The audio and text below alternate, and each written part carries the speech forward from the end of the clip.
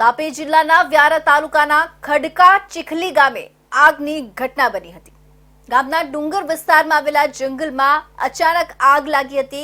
જો કે આગની ઘટના બનતા ફાયર વિભાગે ઘટના સ્થળે પહોંચી ભારે જહેમત ઉઠાવી આગ પર કાબુ મેળવ્યો હતો। ઉનાળાની શરૂઆત થતાની સાથે આગની ઘટનામાં વધારો થઈ રહ્યો છે।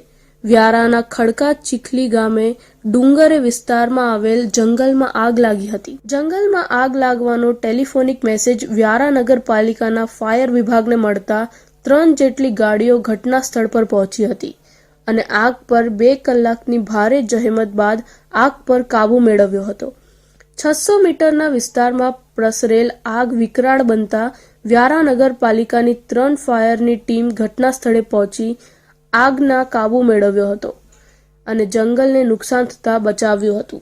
ગઈકાલે સાંજના આશરે 7:20 અમારા કંટ્રોલ રૂમ પર એક કોલ મળેલ, ફાયર કોલ।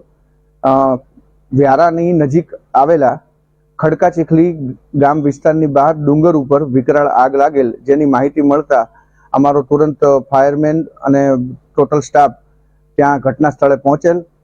એક મિની ફાઇટર અને 2 વોટર બાઉઝર લઈ અને આગ પર ભારે જહેમત બાદ આશરે 16,000 લીટર પાણીનો છંટકાવ કરી અને આગને ઓલવેલ।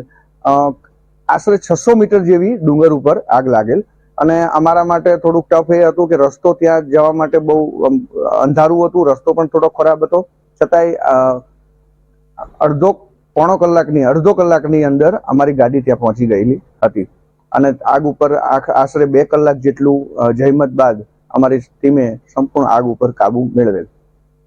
આગ લાગવાનું કારણ શું હતું? આગ લાગવાનું કારણ એક તો આમ તો જોવા જઈએ તો હીટના લીધે જ આગ લાગેલ અને ત્યાં ફોરેસ્ટ ડિપાર્ટમેન્ટના કોઈ અમુક માણસો કર્મચારી ત્યાં હતા, એમને પણ સહયોગ આપી અને અમને થોડીક સાથ સહકાર આપેલ, એટલે આગ લાગવાનું કારણ તો આમ તો હીટના લીધે જ આગ લાગેલ।